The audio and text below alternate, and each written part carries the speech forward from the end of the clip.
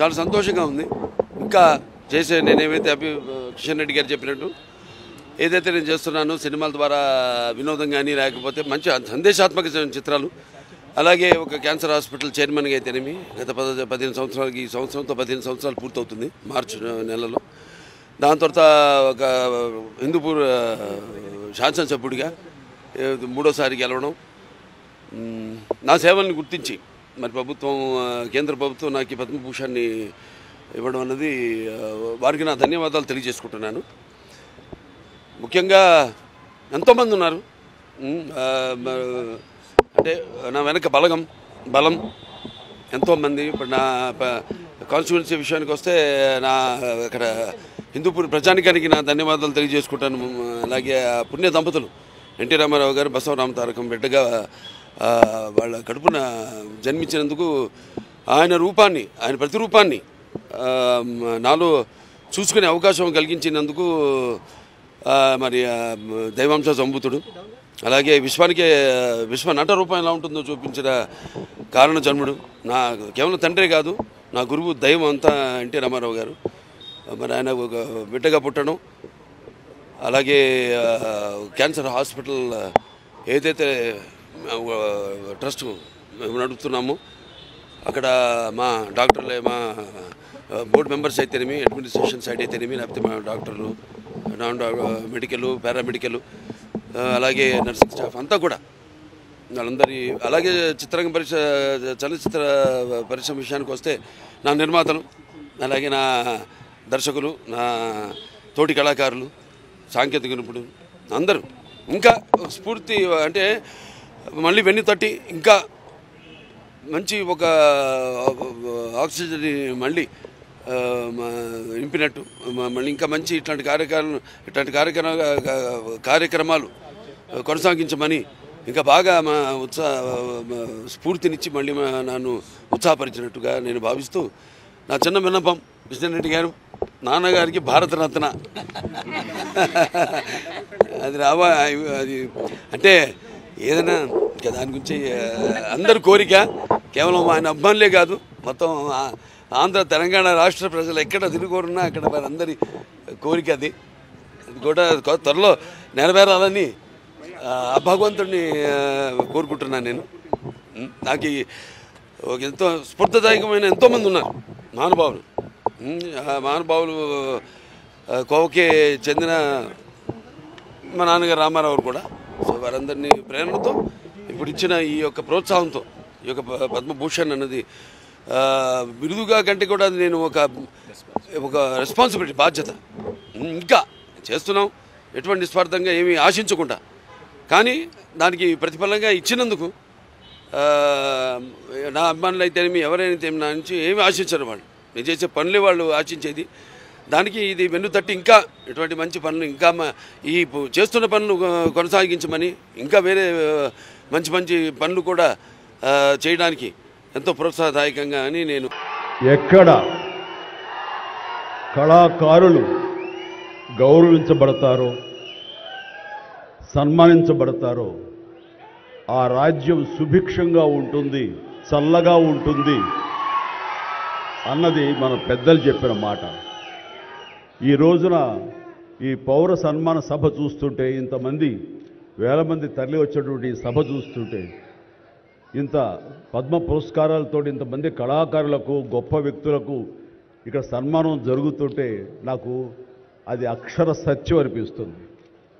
అలాగా అది గుర్తుకొచ్చేలాగా ఉన్నటువంటి ఈనాటి ఈ సభ తెలంగాణ రాష్ట్ర ప్రభుత్వం పద్మ అవార్డు గ్రహీతలకు ఇలా గౌరవిస్తున్న ఈ సభలో ముఖ్య అతిథిగా విచ్చేసినటువంటి మా మిత్రులు గౌరవనీయులు శ్రీ రేవంత్ రెడ్డి గారికి, మరొక సోదర సమానులు ఉప ముఖ్యమంత్రి బట్టి విక్రమార్క గారికి, ఈనాటి ఈ సభాధ్యక్షులు జూపల్లి కృష్ణారావు గారికి, మా సినిమాటోగ్రఫీ మినిస్టర్ కోమటిరెడ్డి వెంకటరెడ్డి గారికి, మరొక మిత్రులు మంత్రివర్యులు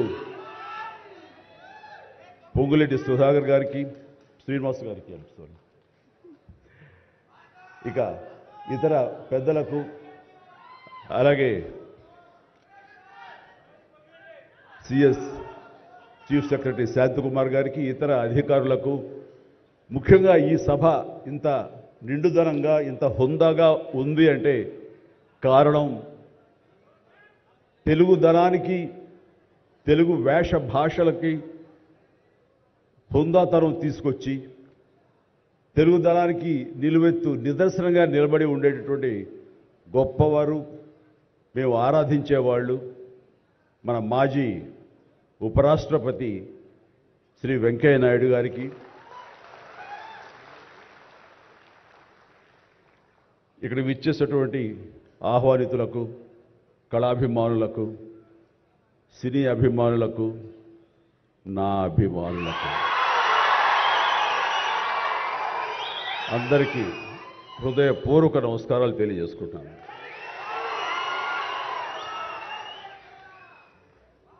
నాకు నిజంగా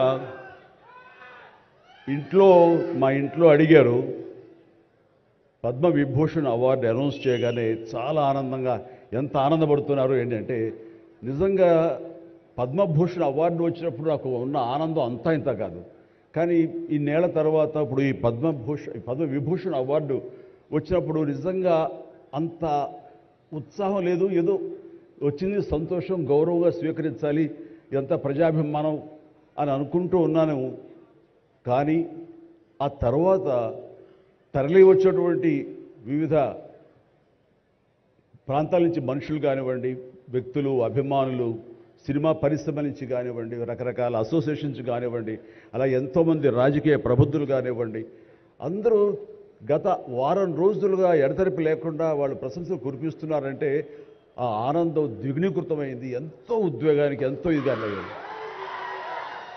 అవార్డు ఇవ్వని అభిమానం, అవార్డు ఇవ్వని ఉత్సాహం, ప్రోత్సాహం మీ కరతాళ ధ్వనుల ద్వారా, మీ ప్రశంసల ద్వారా ప్రతి ఒక్కళ్ళు మనసారా ఆశీర్వదిస్తుంటే, చాలు ఈ జన్మ, ఇది పూర్వజన్మ సుకృతం, ఎప్పుడో చూసుకున్న పుణ్యఫలం, మా అమ్మానాన్నలు వాళ్ళకి జన్మించేందుకు వాళ్ళు చేసిన పుణ్యఫలం నాకు ఈ విధంగా సంక్రమించిందంటూ నేను నిజంగా మనసు స్పందించి అలా భావిస్తాను. అదే మీ ముందు ఉంచుతున్నాను.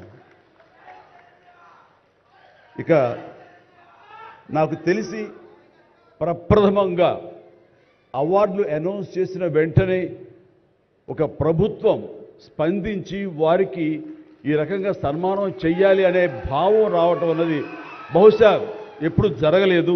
ఇదే మొట్టమొదటిసారి జరిగింది. దానికి ప్రధానమైన కారణం యువకులు, డైనమిక్ లీడర్ మన ముఖ్యమంత్రి రేవంత్ రెడ్డి గారు, అలాగే వాళ్ళ సహచర మంత్రి వర్యులు, వీళ్ళందరూ ఒక్కడిగా అనుకుని స్పందించిన మనసుతోటి మన వాళ్ళని మనం గౌరవించుకోకపోతే ఎలాగ గౌరవించుకోవాలి అంటూ అన్నది నిజంగా చెప్తాను. సభాముఖంగా వారికి నా హృదయపూర్వక ధన్యవాదాలు తెలియజేస్తాను. అంటే సన్మానాలకి ఇక్కడ నేను కానీ, మన వెంకయ్యనాయుడు గారు కానీ, ఇతర పద్మ అవార్డీస్ కానీ ఎవరు కొత్త ఏం కాదు. వాళ్ళు రకరకాలుగా విధాలుగా వాళ్ళు సన్మానించబడుతూ ఉంటారు. కానీ సరిగ్గా ఇలాంటి సమయంలో ప్రభుత్వం ముందుకు రావడం అన్నది వారు ఈ కళాకారులకి, కళలకి వారు ఇస్తున్న ప్రాముఖ్యతకి నిజంగా మనస్సు స్పందించి నేను నా అభినందనలు తెలియజేస్తున్నాను. ఇందులో భాగంగా నిన్న మొన్న ముఖ్యమంత్రి గారు అనౌన్స్ చేశారు, ఇక్కడ నంది అవార్డ్స్ అనేవి ఒకప్పుడు ఇస్తూ వచ్చాము. నంది అవార్డ్స్ అనేది తర్వాత అదేదో గత చరిత్రలాగా అయిపోయి మాకు అందరికీ చిన్న డిసప్పాయింట్మెంట్ ఉంది అంటే ఇరు రాష్ట్రాల్లో కూడా. అరే, కళాకారులు ఇంత నెగ్లెక్ట్ చేస్తున్నారు, ఇంత నిర్లక్ష్యం పరుస్తున్నారు, ఎందుకు ఉత్సాహపరచట్లేదు? అది పెద్ద గొప్ప విషయం కూడా కాదు అది. అండ్ అది ఇస్తే కనుక చాలామంది చాలా ఉత్సాహం ఉంటుంది, ఆ ప్రోత్సాహంతో మరింత ముందుకెళ్తారు. తద్వారా ఎన్నో సినిమాలు కానీ, నాటక రంగం కానీ ఇవన్నీ అభివృద్ధి చెందుతాయి. తద్వారా ఎంతోమందికి ఎంప్లాయ్మెంట్ కానివ్వండి, ఎంతోమంది ప్రోత్సాహన కళాకారులు ఇంకొంచెం రావడం కానివ్వండి. ఆ రకంగా ఈ రోజును చూస్తే కనుక మన సినిమాలు ప్రపంచవ్యాప్తంగా ముందుకెళ్తున్నాయంటే అలాంటి ప్రోత్సాహం, అలాంటి ఉత్సాహం ఉండబట్టే. సో ప్రభుత్వ పరంగా కూడా అలాంటివి ఉంటే కనుక ఇది మరింత ముందుకెళ్ళడానికి అవకాశం ఉంది. అది గుర్తెరిగి ఈ రోజున ఆ అవార్డులు మళ్ళీ మనం రెజ్యూమ్ చేస్తాం, మళ్ళీ ఇస్తామని ఆ నిర్ణయం తీసుకోవటం, దానికి పేరు ప్రజాగాయకుడు. జీవితం అంతా కూడా రెవల్యూషనరీగా మార్పు తీసుకురావాలని ప్రయత్నించే నిరంతర శ్రామిక కళాకారుడు శ్రీ గద్దర్ గారు. గద్దర్ గారి పేరున అవార్డులు ఇవ్వటం అన్నది ఎంతో సముచితం, ఎంతో ఆనందం, ఎంతో ముదాహం. అలాంటి నిర్ణయం తీసుకున్నటువంటి మా ముఖ్యమంత్రి రేవంత్ రెడ్డి గారికి, వారి సహచర్యులకి నేను మనస్ఫూర్తిగా నా హృదయ ధన్యవాదాలు ఈ సభాముఖంగా తెలియజేస్తున్నాను.